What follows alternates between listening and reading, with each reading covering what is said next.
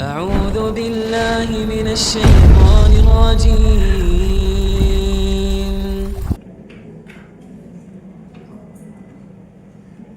بسم الله الرحمن الرحيم. السلام عليكم ورحمة الله وبركاته.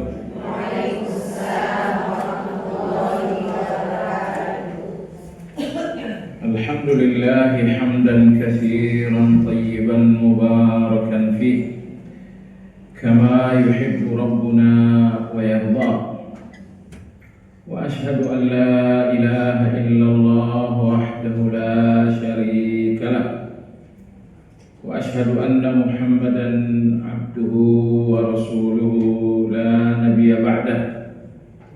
اللهم صل وسلم على محمد وعلى آله وأصحابه ومن اهتدى بهديه إلى يوم الدين.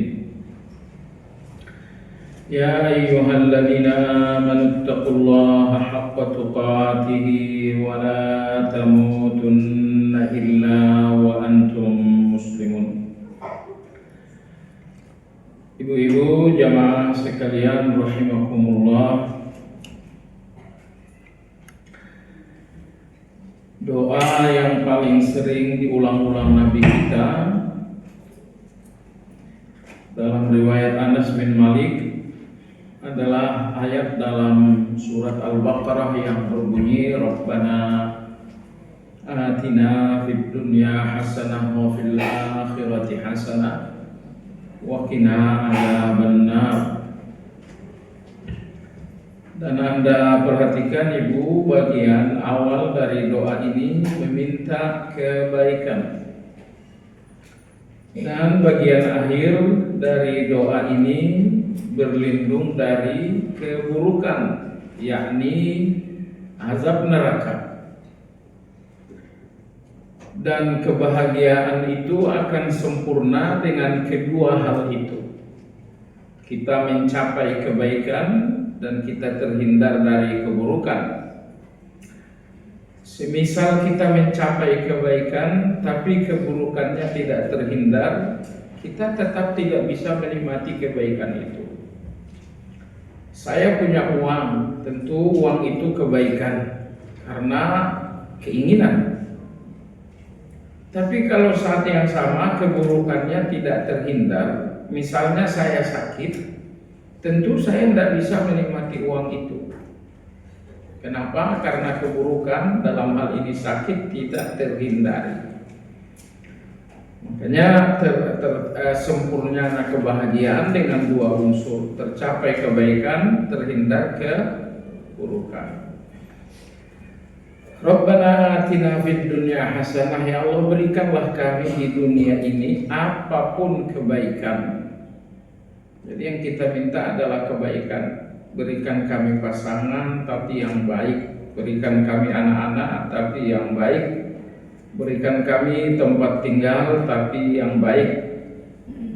Karena kebahagiaan itu kalau disimpulkan ya kebaikan. Ya kalau suami baik ya bahagia kita, anak-anak baik kita bahagia. Sekarang kalau dia tidak baik, malah petaka buat kita. Masalahnya ibu sekalian, ketika kita minta kebaikan, atina fid dunya hasanah, berikan kami di dunia ini apapun kebaikan. Kebaikan yang kita minta itu tafsirnya bukan tafsir hawa nafsu. Ya Allah berikan kami kebaikan, sehat tidak terganggu, uang selalu banyak, anak-anak selalu baik, sukses dalam segala-galanya. Itu kebaikan dengan tafsir hawa nafsu. Tapi kebaikan yang kita minta adalah kebaikan versi Allah, bukan versi kita. Karena kebaikan versi kita sering tidak tepat. Jadi biarkan kebaikan itu dengan versinya Allah. Nah, kalau kebaikan itu menggunakan versinya Allah, bisa jadi nikmat itu kebaikan, tapi bisa jadi ujian itulah yang lebih baik. Bisa jadi sehat itu kebaikan, tapi bisa jadi sakit itu adalah kebaikan. Biar Allah saja yang memberikan apa yang terbaik menurut Allah, jangan menurut kita. Karena kita sering salah menilai kebaikan. Wa fil akhirati hasanah, di akhirat banyak sekali keinginan, namun semuanya terwakili hanya dengan kata hasanah. Berikan kami di akhirat kebaikan.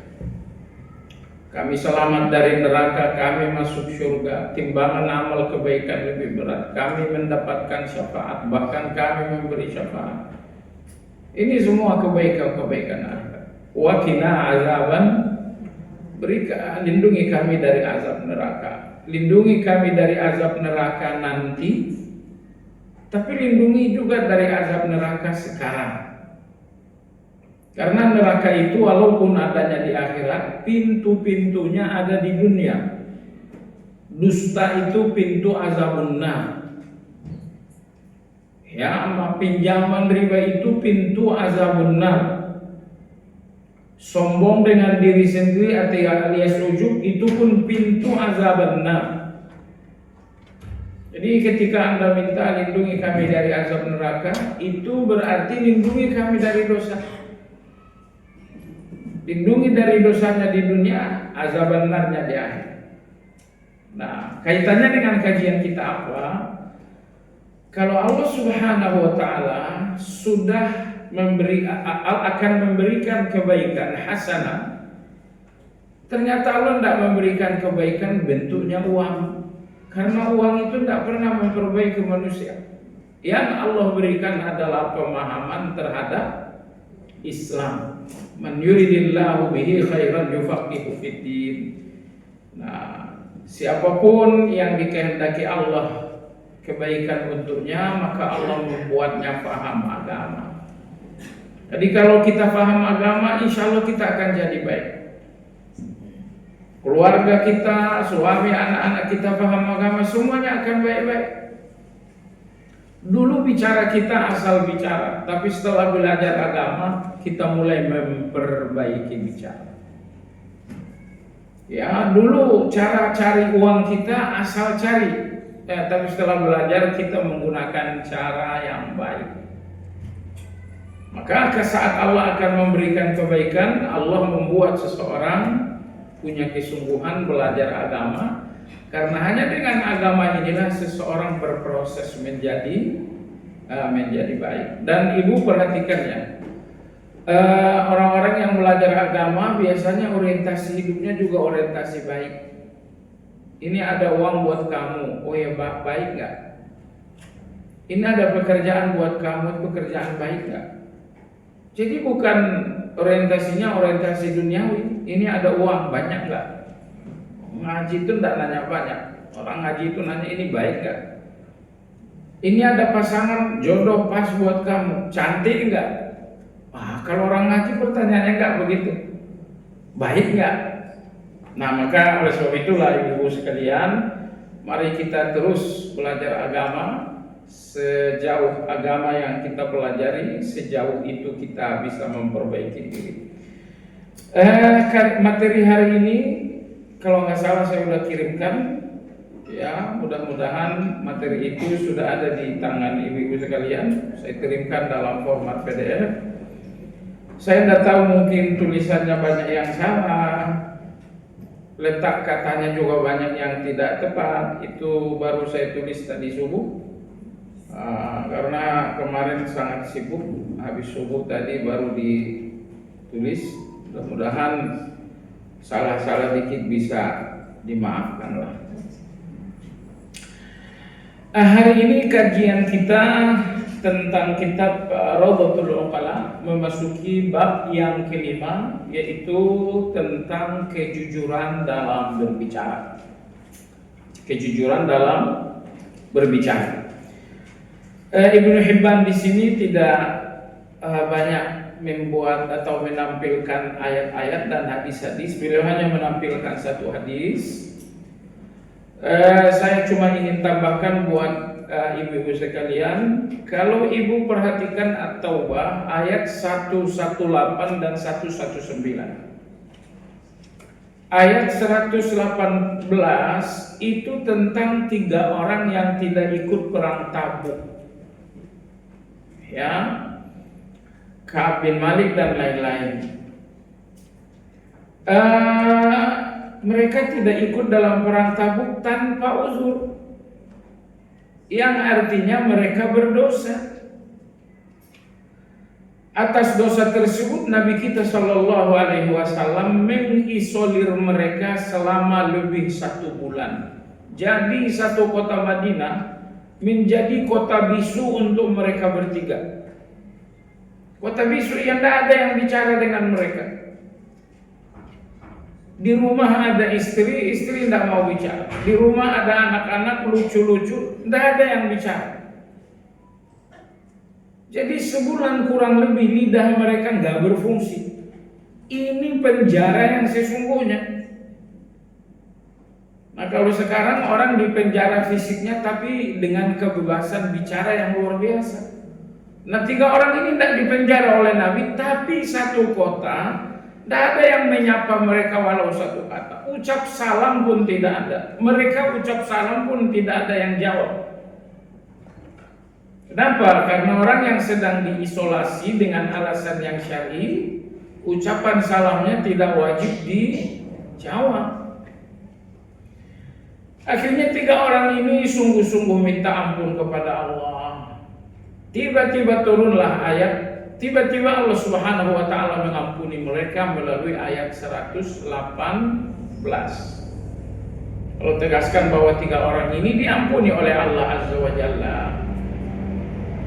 Nah, setelah Allah tegaskan ampunan untuk 3 orang ini, Allah berfirman pada ayat 119, Ya ayyuhalladzina amanu taqullaha wa kunu ma'as shadiqin. Wahai orang-orang yang beriman, bertakwalah kepada Allah dan jadilah kalian orang yang selalu jujur.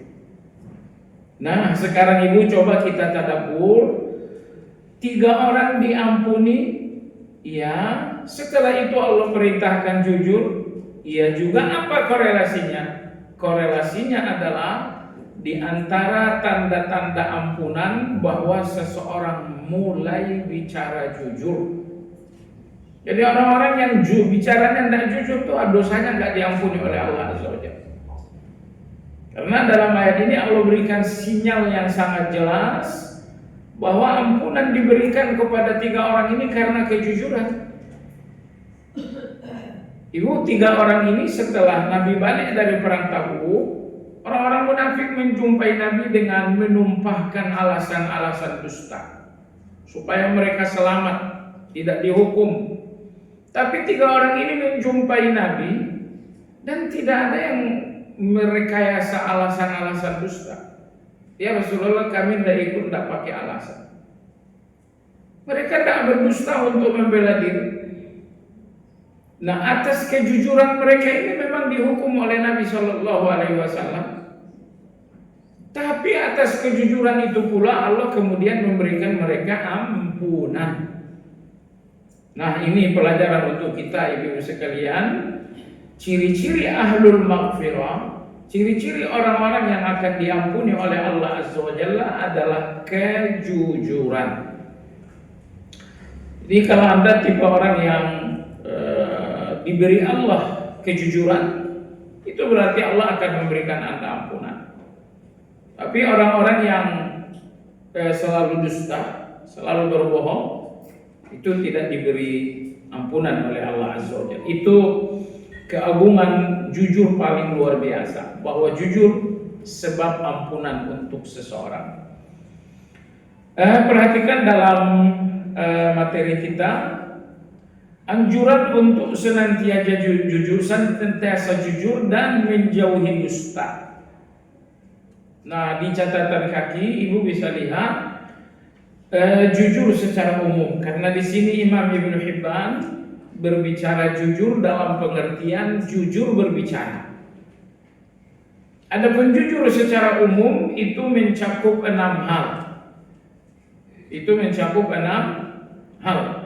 Yang pertama adalah jujur dalam berbicara. Nomor 2, jujur dalam niat.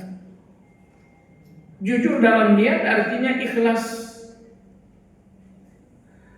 Nomor 3 adalah jujur dalam azam. Jujur dalam azam artinya azamnya memang kuat. Yang dimaksud dengan azam adalah tekad.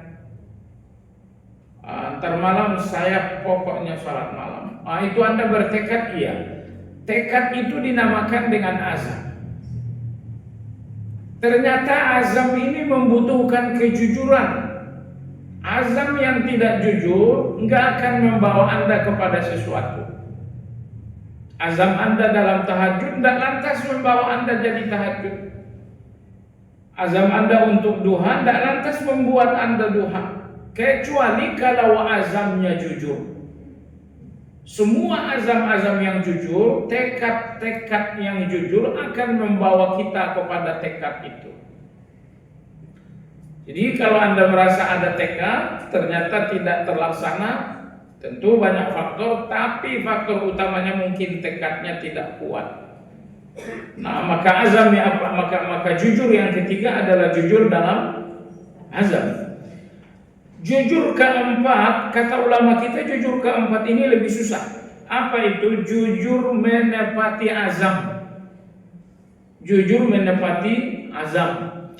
Saya berazam untuk ngasih iftar setiap hari Ramadan. Itulah azam saya. Oke? Karena azamnya memang jujur, saya benar-benar memberikan iftar setiap hari. Persoalannya, saya berusaha untuk mendowngrade semua iftar ini.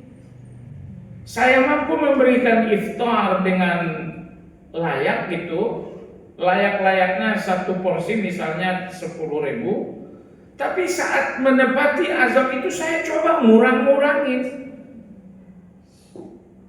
Oh ini lontongnya oke, gorengannya nggak usah. Azam Anda memang udah terlaksana, tapi Anda nggak jujur menepati azam. Kenapa nggak jujur? Karena Anda berusaha ngurang-ngurangin. Anda berazam untuk sholat malam. Anda memang sholat malam, ya karena azamnya jujur, Anda memang sholat malam. Tapi proses sholat malamnya ini semuanya serba asal-asalan. Takbirnya asal-asalan, rukuknya asal-asalan, sepanjang sholat nguapnya 10 kali. Apa yang terjadi? Anda tidak jujur menepati azam. Maka kata ulama-ulama kita, nomor 4 ini, jujur nomor 4 ini lebih berat, yaitu jujur dalam menepati azam. Berikutnya adalah jujur dalam amal. Jujur dalam amal, dalam ibadah, di samping ikhlas, istiqamah, sesuai dengan nama masjid kita. Istiqamah. Jadi jujur amal itu pertama ikhlas, tentu saja sesuai sunnah.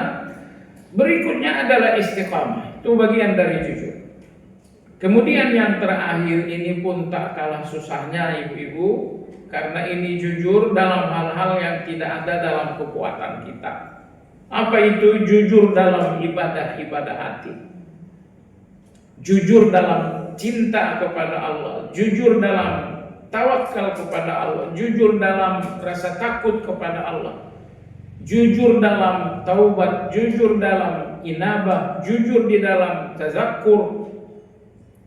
Ibadah hati itu banyak sekali. Jujur dalam ibadah-ibadah hati ini jujur paling berat. Kenapa? Kalau jujur dalam ibadah fisik ini dalam kekuasaan kita. Tapi kalau jujur dalam ibadah hati kita ada di tangan Allah Subhanahu wa taala. Baik, inilah 6 kategorisasi kejujuran, tapi jujur yang akan kita bicarakan pada bab yang kelima ini adalah jujur dalam berbicara.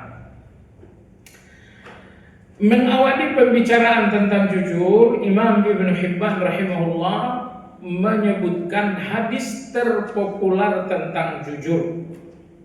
Itu hadis dari Abdullah bin Mas'ud.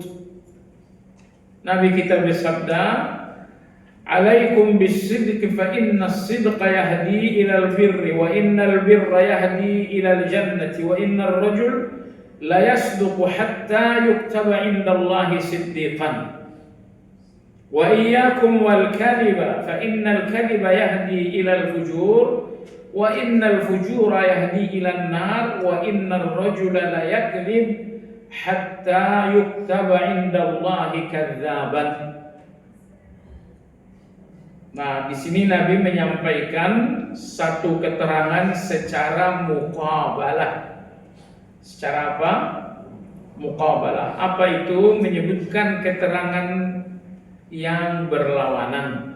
Nabi bicara jujur, tapi beliau bicara dusta juga. Karena bicara dusta ini melengkapi pemahaman kita tentang jujur, bicara jujur juga melengkapi pemahaman kita tentang dusta. Al-Quran sering sekali seperti itu. Al-Quran bicara orang bertakwa, setelah itu Allah bicara orang kafir dan orang munafik di awal surat Al-Baqarah. Kenapa demikian? Karena kita lebih paham kanan kalau kita tahu juga kiri. Nah, makanya Al-Quran dan hadis Nabi sering sekali menyampaikan keterangan dengan cara muqabalah. Baiklah, keterangan pertama Nabi kita adalah tentang jujur. Kata Nabi, "Alaikum bis-sidq." Hendaklah kalian jujur. Kenapa? Fa inna as-sidqa yahdi ilal bir. Allahu akbar. Ini hadiah jujur yang paling besar. Bahwa jujur itu selalu membawa kepada kebaikan. Jadi orang yang paling dekat dengan kebaikan dengan segala bentuk-bentuknya adalah jujur. Karena jujur, kita lebih mudah memaafkan orang lain. Jujur itu pula yang membuat kita membantu orang lain. Jujur itu pula yang membuat kita banyak ibadah kepada Allah Azza wa Jalla. Ya. Wa innal birra yahdi ilal jannah. Dan kebaikan-kebaikan itu membawa kepada surga. Jadi jujur membawa kepada kebaikan. Seberapa besar Anda jujur, sebesar itu Anda bisa baik. Lalu kebaikan ini kata Nabi membawa kepada surga. Nah, lantas Nabi kita memberikan keterangan bagaimana caranya jujur. Kata Nabi, "Wa innar rajula la yasduqu hatta yuktaba 'indallahi siddiqa." Seseorang berjuang untuk jujur, berjuang lagi untuk jujur, berjuang lagi untuk jujur, akhirnya dia tercatat di depan Allah dengan nama Siddiq. Jadi Anda lihat ibu-ibu sekalian yang saya hormati, ketika Nabi kita mengatakan seseorang yang senantiasa jujur artinya berjuang. Ketika jujur ini sudah menjadi perjuangan, karena jujur itu tidak gampang-gampang kali. Bahkan seringkali jujur itu berat, jujur itu risiko, jujur itu membuat kita dihukum. Tapi walaupun jujur membuat kita dihukum, di balik hukuman ini akan ada sesuatu yang luar biasa. Nah, jadi kalau kita sudah berjuang jujur artinya tidak ada orang yang dilahirkan sebagai orang jujur. Tidak ada orang yang dilahirkan sebagai orang jujur. Masing-masing kita menjadi jujur melalui proses perjuangan. Perjuangan pertamanya kita belajar jujur. Dalam belajar jujur itu kita juga belajar tentang motivasi dan ancaman. At-tarhib wa tarhib. Apa motivasinya jujur? Apa ancamannya kalau tidak jujur? Nah, dari situ kita awali perjuangan jujur. Dari ilmu. Setelah kita tahu jujur itu, tahu motivasi dan ancaman, barulah kita perlahan-lahan mempraktekkan jujur, menjalankan jujur. Nah, kalau kita sudah selalu berjuang jujur, maka di depan Allah nama kita akan tertulis sebagai siddiq. Misalnya ini fulan, Allah mengatakan, oh bukan fulan, tetapi Siddiq. Allah Akbar. Oh ini fulana, kata Allah bukan fulana, tetapi dia adalah Siddiqah. Dan Anda tahu Siddiq, kalau Anda sudah sampai di level Siddiq, yang perempuan berarti Siddiqah. Kalau Anda sudah sampai di level Siddiq, ini level langsung di bawah levelnya para nabi. Itu level langsung di bawah kelasnya para nabi. Ya, jemaah sekalian, Anda bisa lihat dalam surat An-Nisa ya, Allah Subhanahu wa taala berfirman bahwa orang-orang yang bertakwa sebentar mandarin.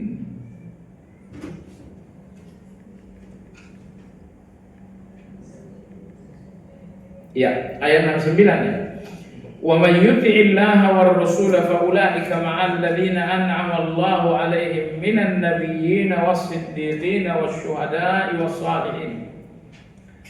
Dan barang siapa yang mentaati Allah dan Rasul, maka mereka bersama orang-orang yang mendapat nikmat dari Allah. Siapa orang-orang yang mendapat nikmat itu? Karena selain mereka tidak mendapat nikmat, hanya mereka saja yang dapat nikmat. Allah berfirman, kelas tertingginya adalah nabi-nabi, kelas nomor 2-nya adalah siddiqin, kelas ketiganya adalah syuhada, kelas keempatnya adalah as-salihin. Perhatikan dalam ayat ini bahwa siddiq itu kelasnya langsung di bawah kelas para nabi. Dan di antara sahabat ada yang bergelar Siddiq. Beliau adalah Abu Bakar Siddiq radhiyallahu taala anhu. Berikutnya Nabi kita bersabda, wa iyyakum wal kadhiba, hindarilah dusta. Fa innal kadhiba yahdi ilal fujur, karena dusta itu selalu membawa kepada kejahatan. Ini ucapannya Nabi kita ini betul-betul nyata. Beliau tidak berbicara kecuali dengan wahyu. Tidak ada yang memberanikan siapapun berbuat kejahatan kecuali dusta. Ini kalau saya begini apa dustanya? Kalau saya begini gimana dusta? Kalau sepanjang seseorang jujur itu akan menghalangi kejahatan.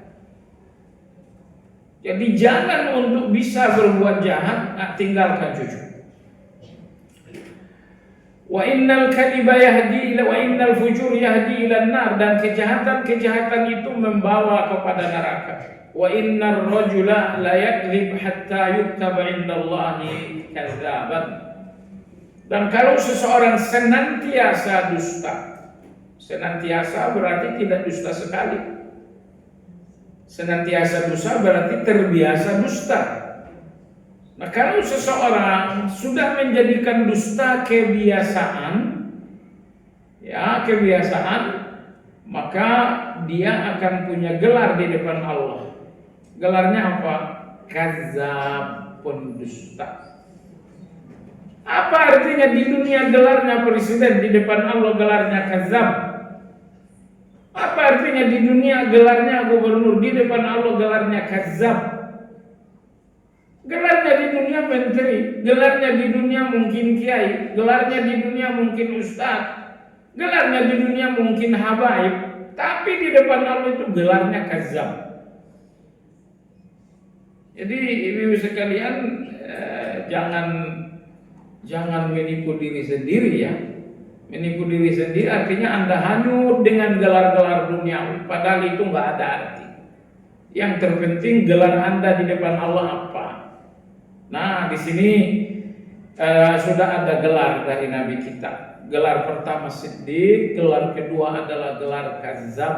Ini dua gelar di depan Allah Azza wa Jalla. Dulu ibu ketika wisuda S1 entah apa gelarnya, tapi itu gelar dunia.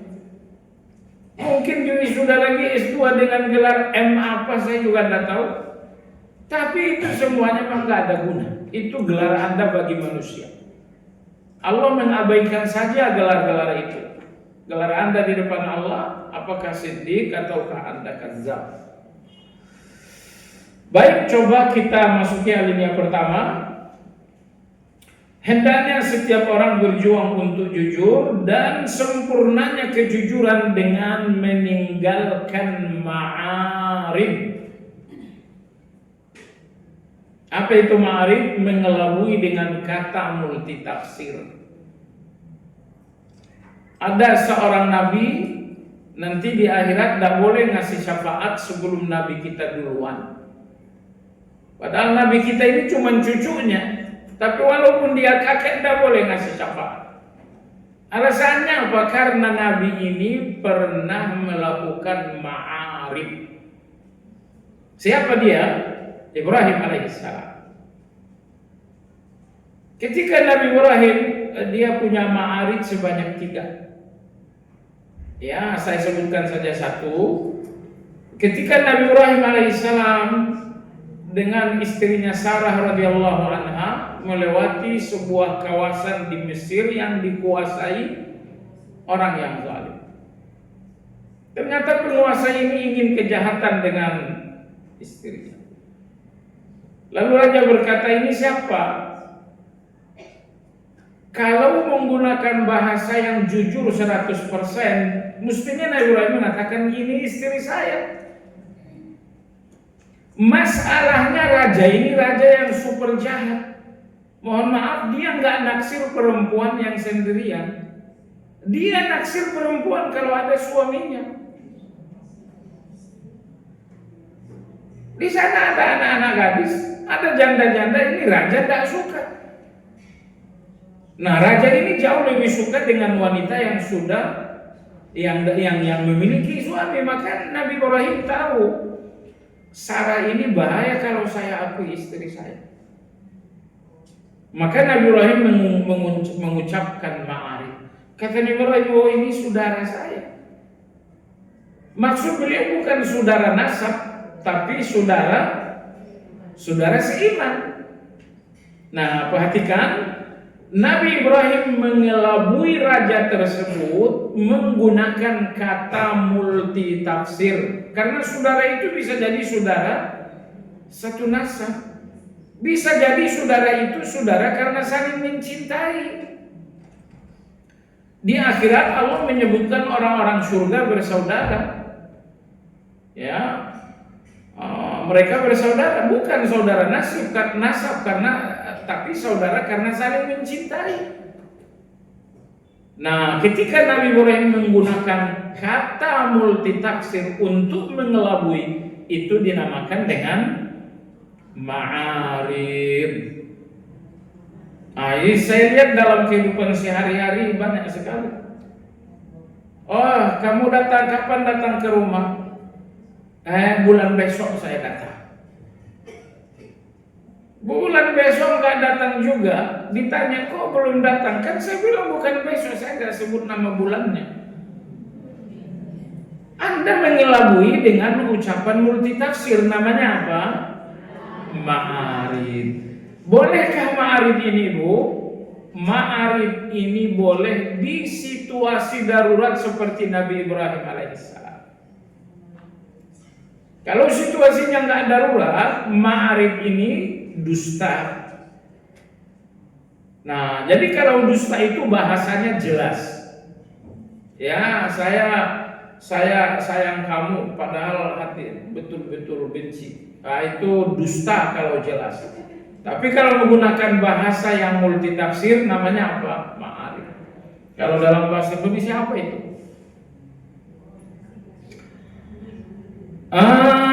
Berikutnya, dusta hanya ditoleransi dalam 3 hal. Pertama, mendamaikan 2 orang yang sengketa. Itu silakan menggunakan dusta. Oh, si fulan katanya mau ketemu kamu, padahal enggak.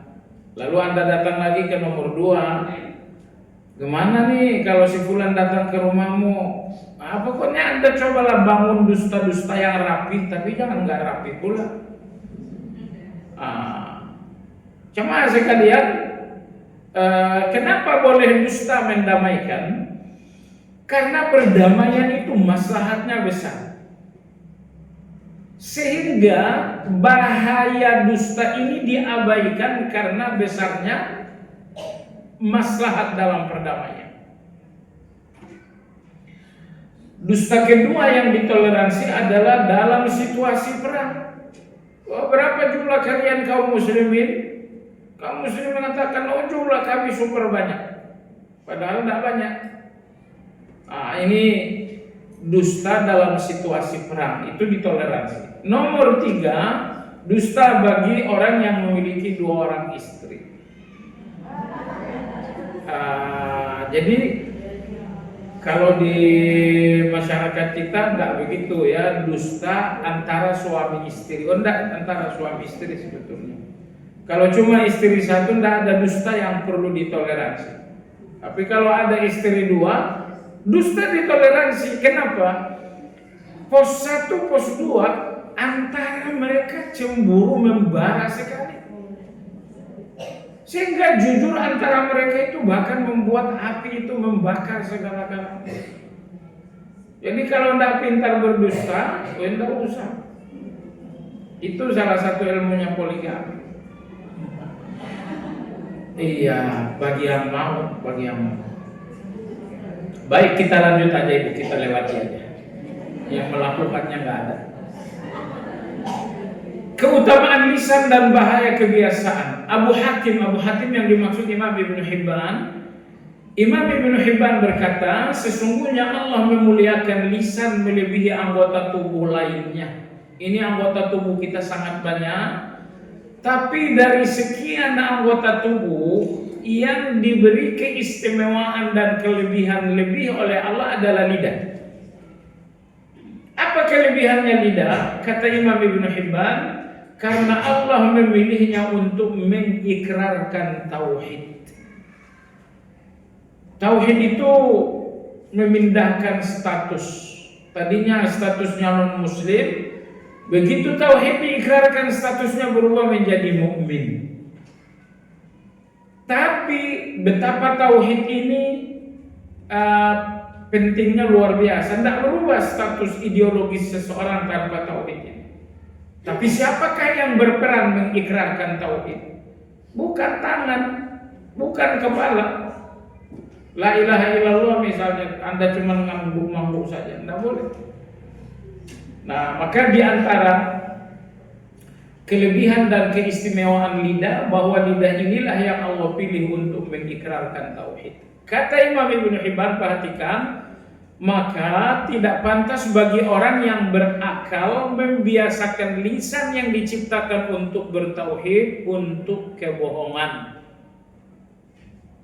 Ya, sekarang mungkin Anda tidak merasa betul bertauhid dengan lisan ini, karena kita lahirnya sudah di dalam tauhid. Cuman masih ada satu momentum lagi di mana Anda harus ikrarkan tauhid. Kapan? Nanti saat Anda mau pulang. Saat Anda meninggalkan negeri yang telah Anda diami selama 70 tahun, 80 tahun. Saatnya Anda meninggalkan negeri ini, Anda harus kembali mengikrarkan tauhid itu. Maka Ibnu Hibban mengatakan, lisan yang fungsi utamanya tauhid jangan disalahfungsikan untuk dusta. Apa masalahnya? Masalahnya Ibu, anggota tubuh yang sering digunakan untuk maksiat, maka dia akan sulit untuk difungsikan untuk taat. Ini mata ini kalau sering difungsikan untuk maksiat, mata ini akan sulit difungsikan untuk ketaatan. Ini telinga kalau tiap hari dengarkan dangdut, ini pasti sulit difungsikan untuk dengarkan murattal. Kenapa seperti itu? Karena setiap anggota tubuh kita akan punya kecenderungan sesuai kebiasaan. Mata yang dibiasakan melihat gambar nggak baik, ya dia akan tumbuh, akan punya kecenderungan sesuai kebiasaan itu. Nah, jadi oleh karena kita udah ngaji, perlahan-lahan kebiasaan-kebiasaan yang mematikan dan menghancurkan itu kita buang saja jauh-jauh. Imam Ibnu Hibban berkata, lisan akan mengikuti apa yang kebiasaan. Jika dibiasakan jujur maka ia jujur, jika dibiasakan bohong maka ia bohong. Jadi kalau Anda dengarkan seseorang berdusta, ini bukan dusta pertama. Karena tidak ada orang yang dusta kecuali melalui proses kebiasaan. Dusta pertama beratnya luar biasa. Tapi kalau Anda mendengar seseorang berdusta di depan Anda misalnya, itu berarti dia sudah punya kebiasaan. Karena Imam Ibnu Hibban mengatakan nggak mungkin orang berdusta kecuali karena itu sudah biasa. Dan tidak mungkin juga orang jujur kecuali karena jujur itu udah biasa. Setiap manusia anak bagi kebiasaannya. Kalau tahajud itu kebiasaannya anak, Anda dinamakan anak tahajud. Kalau tilawah itu kebiasaan Anda dinamakan dengan anak tilawah. Jadi segala-galanya berat kalau tidak dibiasakan. Beliau berkata, syair berkata, biasakan lisan berucap baik karena lisan akan terbiasa dengan apa yang dibiasakan. Dia akan bisa terhadap apa yang dibiasakan. Di antara pesan kaum salaf, Abdul Malik bin Marwan adalah salah satu khalifah karismatik dan kuat dalam dinasti Bani Umayyah. Beliau seorang khalifah. Karena dia seorang khalifah, kesibukan tingkat tinggi luar biasa, maka anak-anaknya tentu dididik oleh para ulama-ulama, oleh para guru-guru. Apa yang dipesankan khalifah kepada para guru-guru anak itu, Abdul Malik bin Marwan berkata kepada guru anak-anaknya, ajarkanlah kejujuran kepada anak-anakku sebagaimana kalian mengajarkan Al-Quran. Ini sampai ada kata sebagaimana. Jadi kalian mengajarin Al-Quran persis seperti itu, ajarkanlah anakku kejujuran. Jadi kalau kalian sungguh-sungguh mengajarkan Al-Quran, seperti kesungguhan mengajarkan Al-Quran itulah kalian sungguh-sungguh mengajarkan anakku kejujuran. Ini wasiat Abdul Malik bin Marwan. Abu Bakar Siddiq radhiyallahu anhu berkata, tidak ada anugerah terbaik kepada manusia setelah iman melebihi kesehatan. Jadi anugerah terbaik Anda adalah iman. Anugerah kedua setelah iman adalah kesehatan. Kenapa? Kalau sehat Anda tidak terhalangi dengan semua ibadah. Puasa sunnah tidak bisa saya gangguan lambung. Sholat malam tidak bisa, lutut saya sakitnya ketulungan. Anda akan terbatasi oleh sakit untuk melakukan ibadah. Tapi ketika Anda sehat-sehat, ya, seluruh sendi-sendi Anda segar, Anda bebas dengan semua ibadah tersebut. Namun Nabi kita bersabda, ni'matan maghbunun fihima katsirun minan nas. Ada dua nikmat yang justru kerugian rata-rata orang. Biasanya nikmat itu keuntungan, bukan? Tapi kata Nabi ada dua nikmat yang notabene-nya kerugian. Apa itu? Yang pertama adalah sehat. Nomor dua adalah umur alias waktu. Sehat ini nikmat, tapi rata-rata orang rugi dalam nikmat sehat. Umur itu pun nikmat, waktu itu pun nikmat, tapi rata-rata orang rugi terhadap nikmat waktu dan nikmat usia. Setelah itu kata Abu Bakar radhiyallahu anhu, ketahuilah tidak ada nikmat terbaik, anugerah terbaik Allah setelah keimanan melebihi kesehatan. Nomor dua adalah kejujuran. Mana tadi? Ketahuilah kejujuran dan kebaikan berada di surga, sedangkan dusta dan kejahatan berada di neraka. Jadi seakan-akan Abu Bakar ingin menegaskan Kalau mau melihat tanda-tanda orang surga, lihat lidahnya. Orang-orang yang selalu berucap jujur ini tanda paling nyata ahlul jannah. Tapi kalau lidahnya selalu bertutur dusta, itu pun tanda sangat nyata bahwa dia akan menjadi ahlun nar. Auzubillah. Berikutnya Ibnu Umar berkata, ciri orang munafik adalah jika berbicara berdusta, jika berjanji ingkar, jika dipercaya khianat. Nah, ini ucapan Ibnu Umar dari sabda Nabi, insyaallah kita udah hafal. Fudail bin Iyad berkata, tidak ada segumpal daging yang lebih dicintai Allah daripada lisan yang jujur, dan tidak ada yang lebih dibenci Allah daripada lisan yang dusta. Jadi segumpal daging dalam tubuh kita, tapi paling dicintai oleh Allah adalah lidah yang selalu jujur. Itu Allah cinta betul. Nah, kalau kita manusia ini mencintai biasanya mencari fisiknya, hidungnya, kulitnya, pipinya, baru kita cinta. Tetapi Allah tidak mencintai dengan cara seperti itu. Allah mencintai menggunakan sifat. Ternyata kalau lidah seseorang itu lidah kejujuran, itu sangat dicintai oleh Allah Azza wa Jalla. Dampak kebohongan, Abu Hatim Ibnu Hibban berkata, sangat mudah berhias diri dengan segala sifat indah secara pura-pura, kecuali lisan, karena ia hanya akan menampakkan apa yang telah dibiasakan. Apa maksudnya? Anda bisa berhias diri dengan sifat-sifat dengan sifat-sifat yang pura-pura, pura-pura senyum, pura-pura nangis, pura-pura perhatian. Anda bisa menghias diri dengan sifat-sifat indah, walaupun itu semuanya pura-pura. Anda bisa itu. Satu hal yang nggak bisa dijadikan pura-pura adalah lisan. Pura-pura jujur nggak bisa. Lisan ini nggak bisa digunakan untuk pura-pura jujur. Kenapa kata Imam Ibnu Hibban? Karena lisan ini hanya akan menampakkan apa yang menjadi kebiasaannya. Ini wajah Anda biasa serem, tapi Anda bisa pura-pura senyum. Ya nanti sepanjang di dalam kita bicara selama setengah jam, kamu senyum aja ya. Itu kita bisa itu.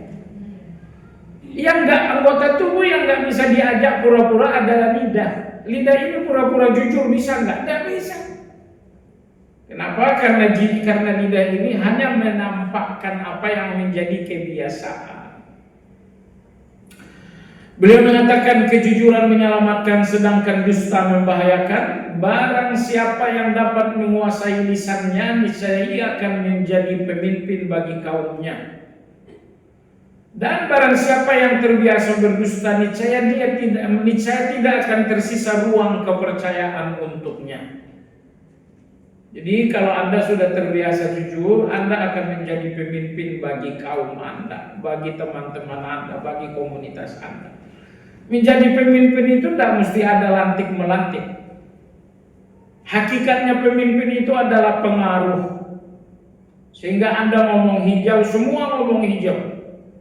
Kenapa? Karena pengaruh Anda ini menguasai hati manusia.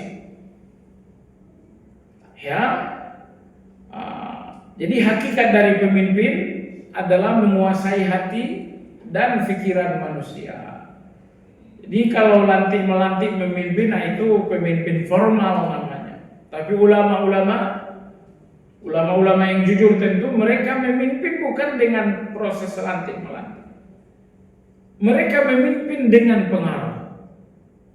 Nah, maka Imam Ibnu Hibban rahimahullah mengatakan, Anda akan menjadi pemimpin, artinya Anda akan menjadi orang yang sangat berpengaruh, bukan dengan uang, bukan dengan jabatan, tapi dengan kejujuran.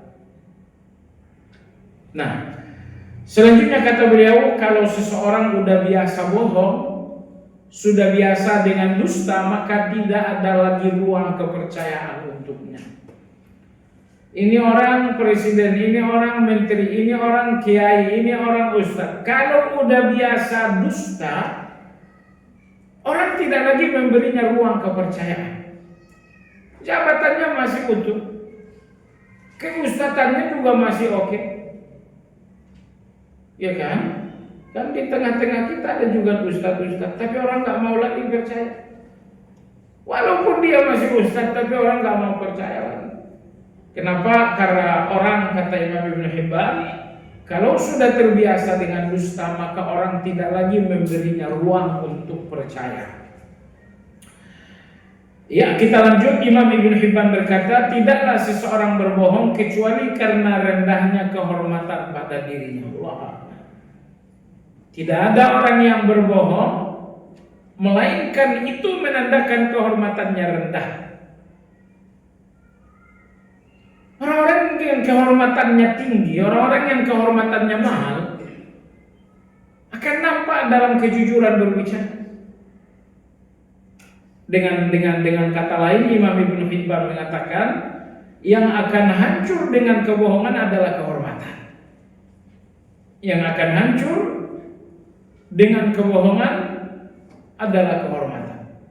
Subhanallah, orang tua pun tidak dihormati anak kalau selalu dusta. Guru pun tidak akan dihormati murid-murid kalau selalu berbohong. Maka betul sekali apa yang dikatakan Imam Ibn Hibban, bahwa tidaklah seseorang berbohong melainkan menandakan kehormatannya memang murahan. Sebab orang yang kehormatannya mahal, lidahnya terisi dengan penuh kejujuran. Syair berkata, orang Arab suka syair kalau bicara itu. Syair berkata, barang siapa terbiasa dengan bohong, maka niscaya jujurnya tidak dipercaya. Waduh, kalau udah biasa berbohong, jujurnya nggak dipercaya lagi. Kalau pepatah Indonesianya sekali langsung, ujian seumur hidup orang tak percaya.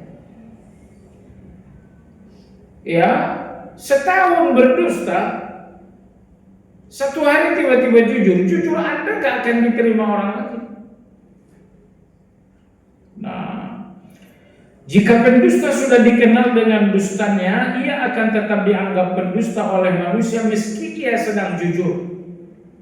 Pendusta sedang jujur tetap saja orang anggap dusta. Nah, di antara petaka pendusta bahwa ia tidak sadar akan kebohongannya. Allah, bahwa orang yang terbiasa dusta, dia nggak sadar kalau dia berdusta.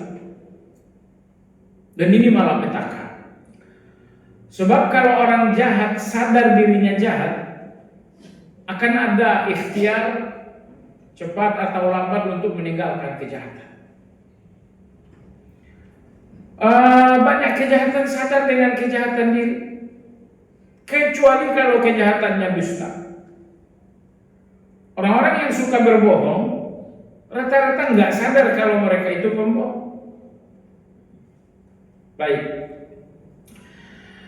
Imam Abu Hatim Al-Yasi Ibn Hibban berkata, seandainya kebohongan tidak memiliki keburukan selain kejujuran pelakunya tidak akan dipercaya, niscaya seharusnya bagi seluruh makhluk untuk senantiasa berpegang teguh pada kejujuran selamanya. Kata Imam Ibn Hibban, di antara bahaya besar dari kebohongan, bahwa kejujuran Anda gak dihargai orang. Padahal kejujuran itu mahal. Apa yang lebih mahal dari kejujuran? Tidak ada lagi. Tapi kejujuran dari seorang pembohong enggak laku. Anda memiliki barang mahal, jujur, enggak laku lagi, orang tidak percaya. Di antara petaka kebohongan adalah pelakunya menjadi pelupa sehingga kehinaan dirinya menjadi nyata. Ini mujarab, ini pengalaman. Jadi kalau Anda tanya dalilnya, di sini Imam Ibn Hibban juga nggak nyebutin dalil. Apa itu? Bahwa orang yang terbiasa dengan dusta biasanya pikirannya pelupa. Bahasa kitanya apa sih? Pikun. Itu kata Imam Ibn Hibban. Bahwa orang yang bahwa orang yang biasa betul berdusta biasanya menjadi seorang yang pelupa. Kacamata di mana padahal di mata. Wah, itu sih bukan pelupa. Atau masuk aja dalam pelupa. Baik, Nasr bin Ali Al-Jahdani berkata, sesungguhnya Allah membantu kami untuk mengenali para pembohong dengan sifat lupa mereka. Jadi kata Imam Nasr bin Ali, kami mengenali pembohong dari sifatnya yang selalu lupa. Ini berat ini ya. Ibu pelupa enggak? Kalau Anda pelupa jangan-jangan terdakwa sudah. Atau mau kita sederhanakan saja, itu kalau tidak tua.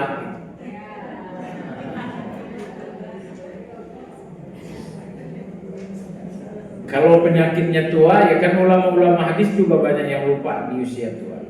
Tapi maksudnya di usia masih muda. Usia Anda berapa? 40 tahun. 40 tahun masih muda kan?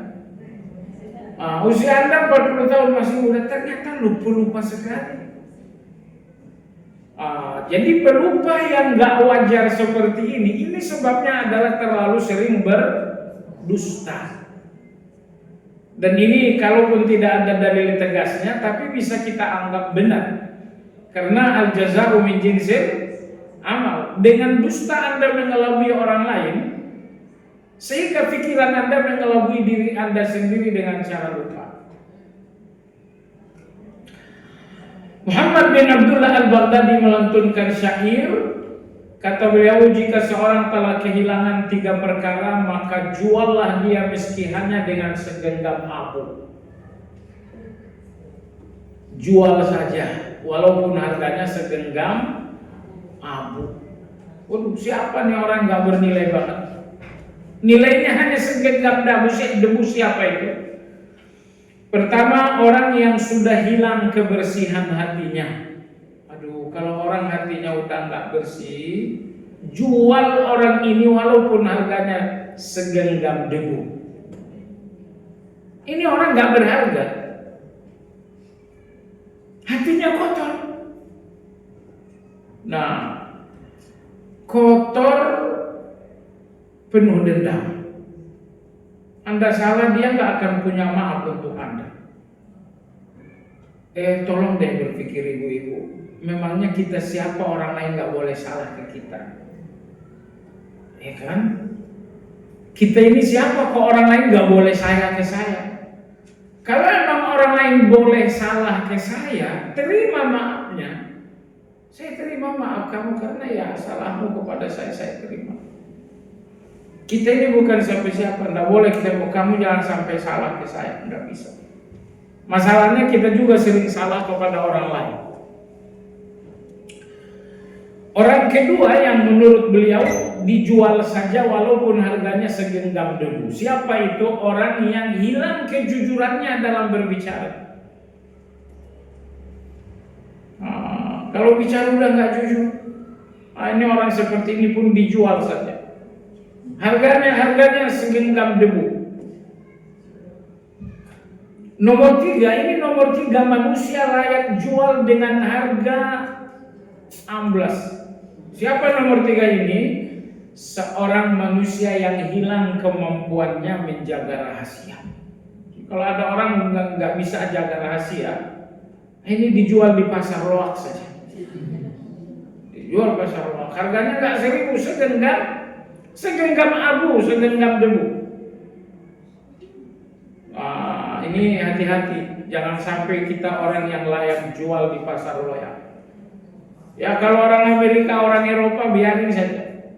Yang penting kita yang sudah memiliki Islam, memiliki agama, Nabi kita Nabi terbaik, agama kita agama terbaik, kitab suci kita kitab suci terbaik, kita nggak boleh menjadi manusia layak jual di pasar loak.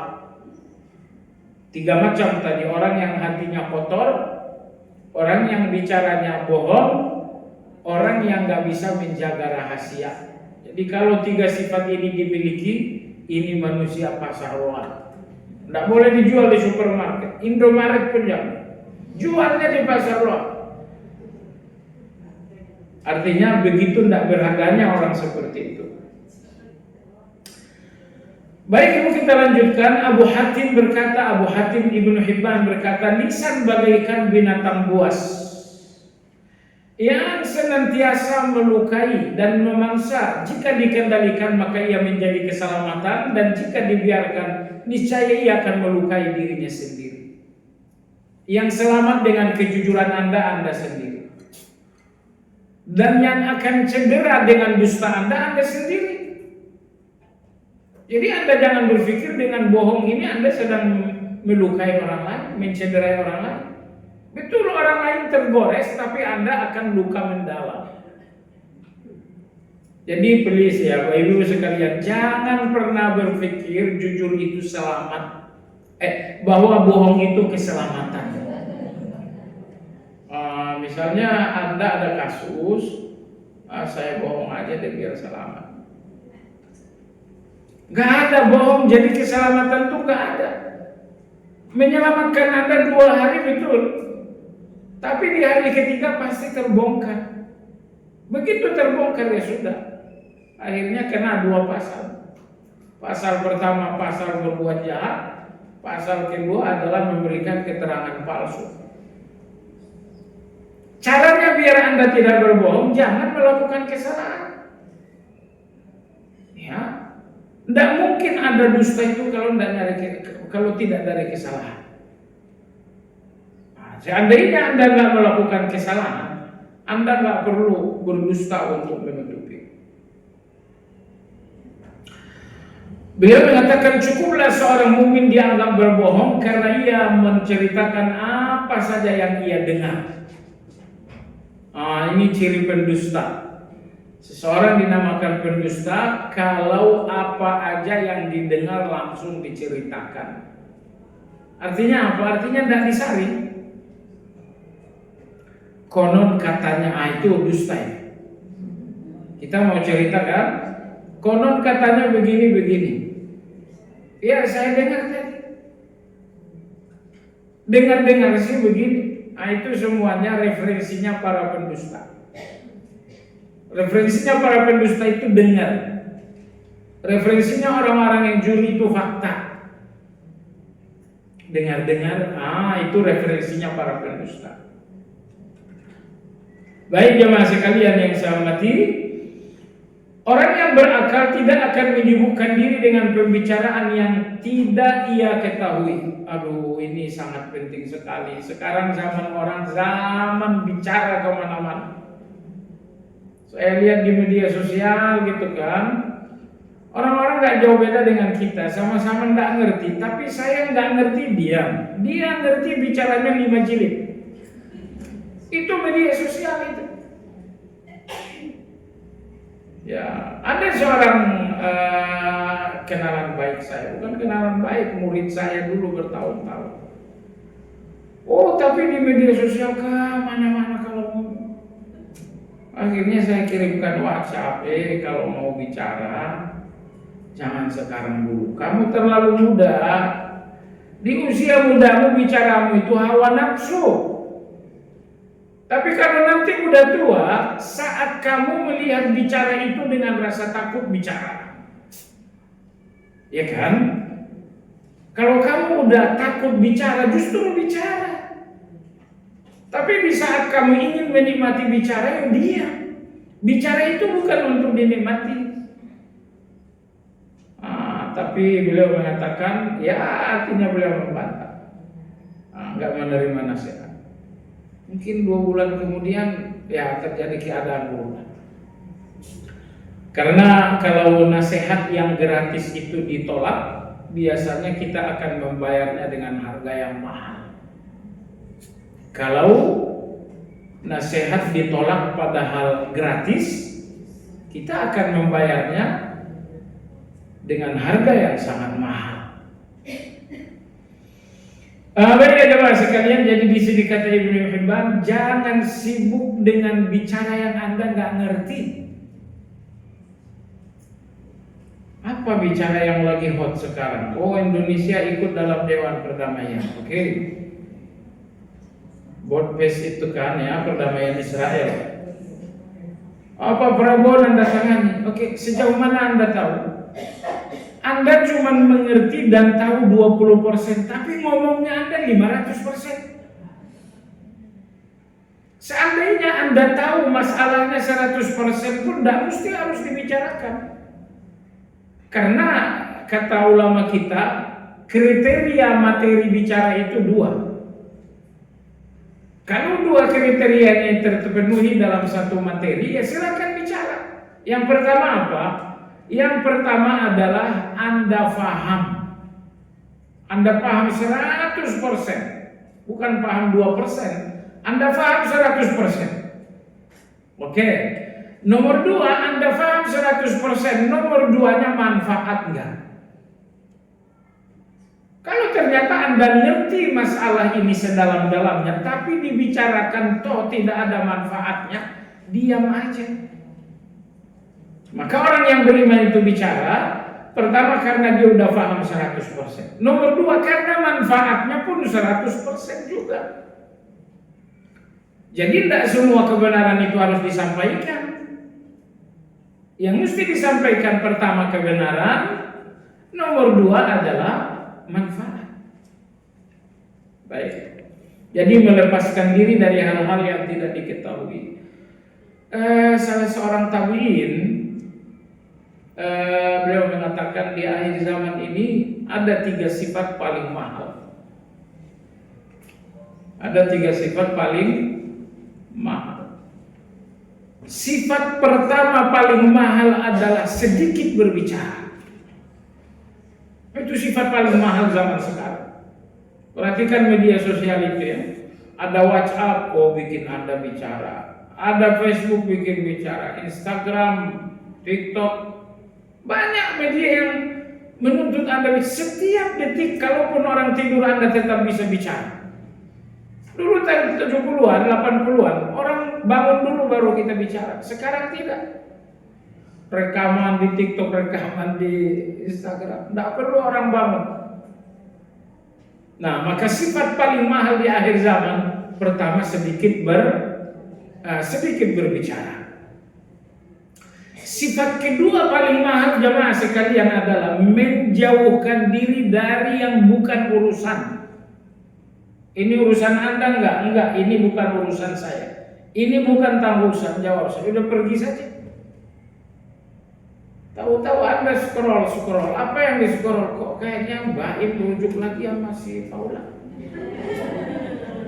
Ini ada urusan dengan Anda, gak ada, lewatin aja. Tapi kalau misalnya yang dengar ini ceramah, siapa yang ceramah ini Ustaz Khalid Basalam, ada hubungannya dengan Anda, jelas ada. Jadi saat Anda scroll TikTok Anda ataupun Instagram Anda, ingat ini selalu bertanya, ini urusan saya enggak? Manfaat enggak buat saya? Kalau tidak ada urusannya dengan Anda, sudah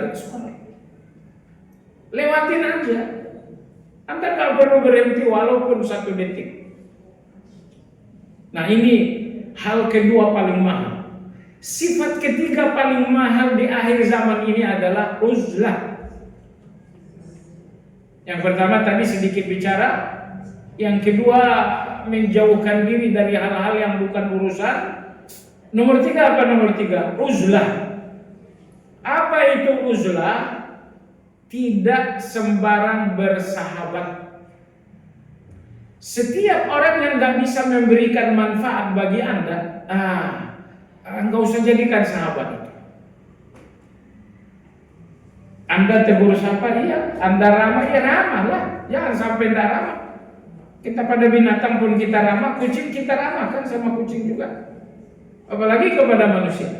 Tapi orang-orang yang sekiranya tidak bisa menyumbangkan Anda manfaat, orang seperti ini tidak boleh jadi sahabat kita. Maka menjauhi orang-orang seperti ini dinamakan dengan uzlah.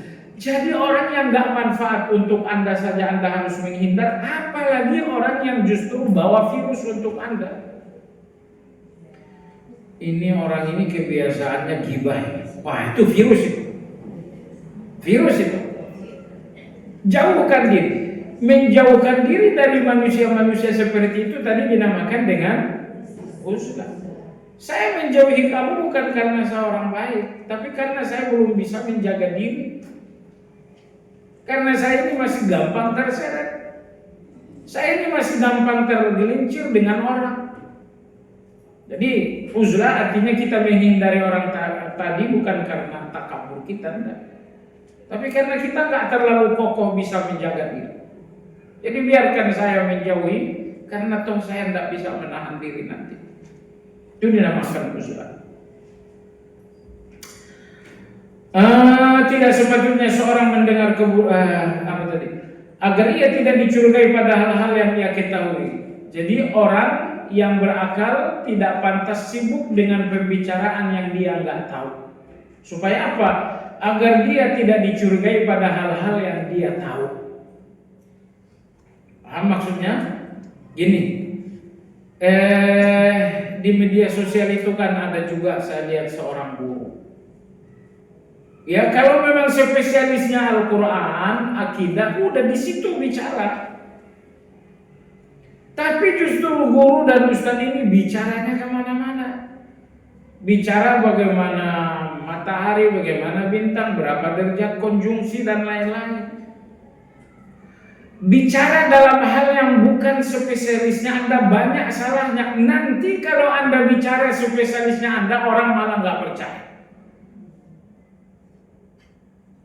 Spesialis saya apa? Spesialis saya misalnya fikih. Sepanjang Anda bicara pada spesialis Anda, orang akan hargai. Masalahnya kata Ibnu Hibban, kalau saya ini banyak bicara soal politik, menurut saya, tiba-tiba saya bicara fikih itu gak bakal laku lagi. Kenapa? Kayak kata Imam Ibnu Hibban, kalau seseorang terlalu banyak bicara dalam hal yang dia tahu, nanti orang tak percaya saat ia bicara hal-hal yang dia tahu. Baik jemaah sekalian yang hormati, sebab pangkal dari segala dosa adalah dusta. Ia menampakkan keburukan dan menyembunyikan kebaikan. Allahu Akbar. Dusta menampakkan keburukan dan menyembunyikan kebaikan. Maksudnya apa? Kalau ada orang berdusta, orang akan mencap ini orang buruk. Karena dusta itu menyembunyikan kebaikannya dia. Oh dia itu tapi rajin tilawah. Oh dia itu tapi rajin ke masjid. Kebaikan akan tersembunyi karena dusta. Tapi dusta itu membuat seseorang orang jahat, sementara kebaikannya akan diabaikan saja oleh orang lain. Tidak sepatutnya seorang mendengar keburukan langsung menceritakannya kepada orang lain, karena harus ada proses tabayun. Karena barang siapa yang menceritakan setiap apa yang ia dengar, maka ia telah merendahkan akalnya sendiri dan telah merusak kejujurannya. Masih panjang ke bawah gitu ya. Tapi waktu kita nampaknya sudah mulai habis. Kita cukupkan sampai di sini. Ada beberapa pertanyaan, sebentar. Stop. Ya.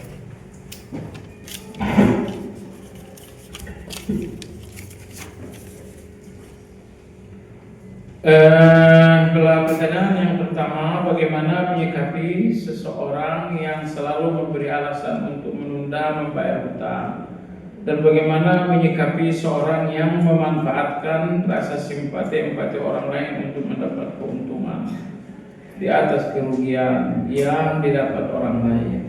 Nah, jamaah sekalian, auzubillah. Jawaban pertama, ibu Anda bersyukurlah.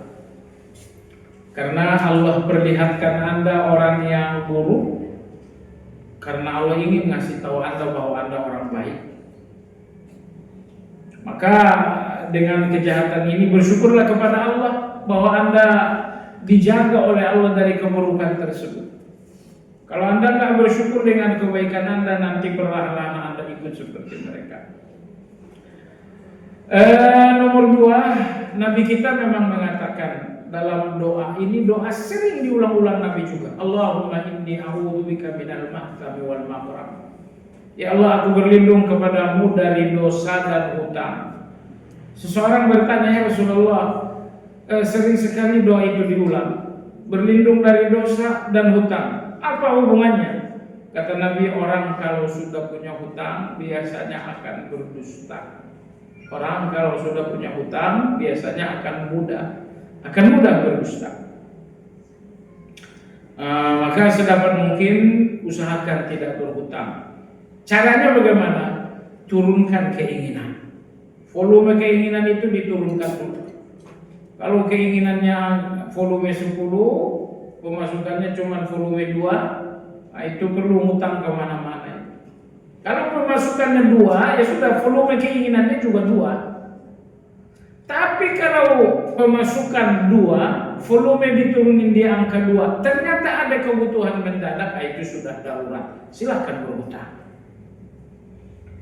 Tapi zaman kita ini memang zaman jahat ya, karena zaman hutang. Zaman hutang sekarang. Coba handphone Anda setiap saat SMS datang. Oh, ada BPKB nganggur, STNK disekolahin aja. Bahasanya macam-macam. Yang penting Anda hutang. Ramah dia nawarkan hutang itu. Tapi preman dia nanti saat akan nagih hutang. Nah, jadi oleh sebab itu jangan sekali lagi berhutang. Tunda saja keinginan. Nah, sikap kita kalau orang selalu ngasih alasan supaya tidak bayar hutang, apa sikap kita?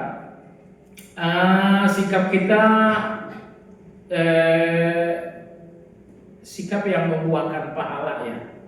Sikap yang membuahkan pahala ya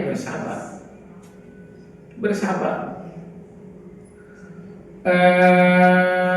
Anda didustai terusnya bersabar. Karena kalau Anda nggak bersabar nanti Anda mukul. Sehingga jahatnya dia tidak bayar hutang, jahatnya Anda main cakar-cakaran. Jadi supaya dia yang jahat dan Anda tetap baik, sabar supaya baiknya Anda tetap baik. Nah, lalu kemudian nomor 2 yang mesti Anda lakukan, Anda sedang dizalimi kan? Kalau Anda sedang dizalimi, doa Anda didengar oleh Allah Azza wa Jalla. Berdoa kepada Allah Azza wa Jalla. Ya Allah, dia tidak bayar hutang. Dia tidak bayar hutang, aku sedang dizalimi ya Allah. Hamba yang dizalimi ini minta lapangkan rezekiku ya Allah. Lapangkan rezekiku. Solehkan anak-anakku. Jadi bahwa Anda dizalimi melalui pintu hutang piutang, di satu sisi memang Anda rugi, tapi di sisi lain ini peluang doa Anda didengar oleh Allah Subhanahu wa Ta'ala. Nah, kemudian tugas Anda yang ketiga adalah mewanti-wanti orang lain dari orang ini. Kasih tahu kawan kita, si fulan kalau minjam uang jangan dikasih. Karena orang yang nggak bayar hutang itu kehormatannya boleh dilukai. Oh, saya menjaga kehormatan. Enggak, kalau orang suka nggak bayar hutang, kehormatannya itu dicederai dalam agama kita. Kalau Anda diam nanti satu negara akan rugi. Kemudian ada juga orang yang memanfaatkan rasa kasihan kita, simpati kita untuk nyari keuntungan. Saya kira Anda masih lihat di media sosial yang masih hangat itu. Ada seseorang yang mendapat simpati seluruh Indonesia, tapi simpati ini disalahgunakan. Akhirnya dia dapat simpati 2 hari dan sampai sekarang menjadi sumpah serapah orang. Nah, apa sikap Anda terhadap orang seperti itu? Nggak jauh beda dengan yang pertama. Pertama, Anda bersabar. Kemudian nomor 2, Anda jangan lagi tertipu. Karena sekarang penipu-penipu ini pintar nyari perhatian. Adakah perbedaan antara jujur dalam niat, jujur dalam ucapan, dan jujur dalam perbuatan? Iya, berbeda ya. Jujur dalam niat itu artinya ikhlas. Jujur dalam ucapan artinya sesuai fakta. Dan jujur dalam perbuatan artinya sempurnakan. Kalau misalnya jam kerja masuk 7 sampai jam 5. Jujur dalam perbuatan ya tepati jam kerja itu. Nah, kalau masuk kerja jam 9 itu udah korupsi 2 jam di awal. Keluarnya jam 3 korupsi 2 jam di akhir, itu nggak jujur lagi. Ya, jadi jujur dalam perbuatan artinya berbuatlah, bekerjalah sesuai amanah. Adakah situasi darurat dalam Islam yang membolehkan seseorang tidak jujur? Ada. Situasi boleh tidak jujur tadi ada 3. Ada 3. Yang pertama, boleh jujur dalam situasi, boleh berdusta disebabkan karena mendamaikan. Nomor 3, boleh berdusta dalam pertempuran. Nomor 3 ini bukan ibu dan bukan saya juga. Ya, demikian kajian kita, semoga bermanfaat. Kita sudahi dengan zikir kafaratul majlis. Subhanakallahumma wa bihamdika, asyhadu an la ilaha illa anta, astaghfiruka wa atubu ilaik. Alhamdulillahirabbil alamin.